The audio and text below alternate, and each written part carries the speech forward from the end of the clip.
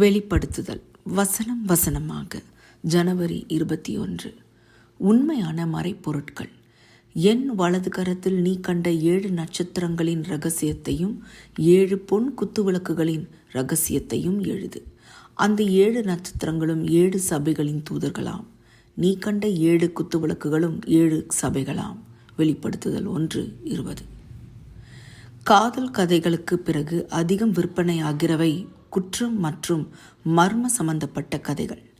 இந்த நாவல்களில் கடைசியில் மர்ம முடிச்சை அவிழ்க்கிற வரையிலும் வாசகர்களை புதிரிலேயே வைத்திருப்பார்கள். ஆனால் எல்லா காலத்திலும் அதிகம் விற்பனையான புத்தகம் வேதாகமம்.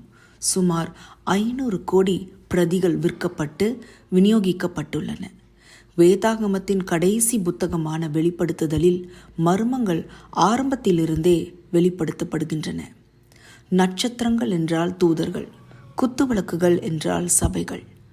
தூதர்கள் என்பதற்கு இங்கு பயன்படுத்தப்படுகிற கிரேக்க வார்த்தை ஏஜிலோஸ். பொதுவாக இயற்கைக்கு அப்பாற்பட்ட உயிரினங்களை சுட்டிக்காட்ட வேதாகமத்தில் இந்த வார்த்தை பயன்படுத்தப்பட்டுள்ளது. ஆனால் இந்த வார்த்தையின் அடிப்படை அர்த்தம் தூதவர், பூமியில் தேவனுடைய சித்தத்தை செய்கிற அவருடைய பிரதிநிதி என்று பொருள்.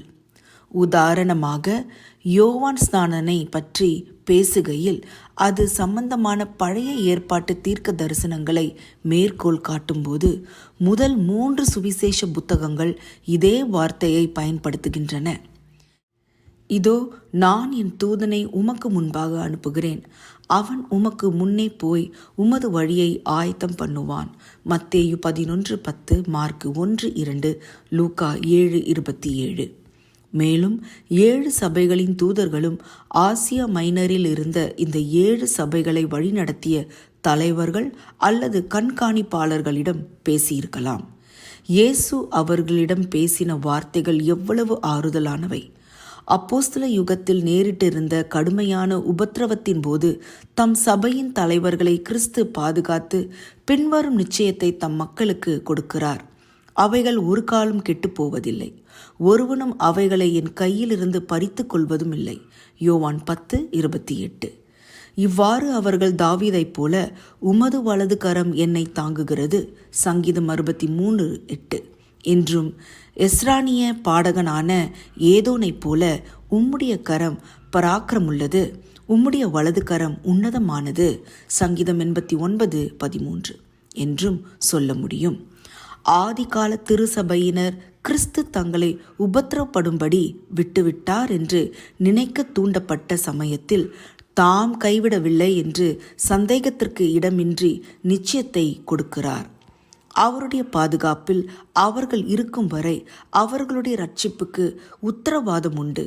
அதே உத்தரவாதம் இன்றும் ஒவ்வொரு விசுவாசிக்கும் பொருந்தும். அன்புள்ள இயேசுவே, என்னுடைய எல்லா சத்துருக்களுக்கு எதிராகவும் நீர் என்னை காக்க வல்லவர் என்பதை அறிந்திருக்கிறபடியால் என் வாழ்நாள் எல்லாம் சர்வ வல்லவரின் நிழலில் கீழ் தங்கியிருக்க உதவி செய்யும். அதிக ஆராய்ச்சிக்கு மத்தேயு 23:37, 1 தீமோத்தேயு 3:16, வெளிப்படுத்துதல் 12:4-9 வசனங்கள். ஆமேன்.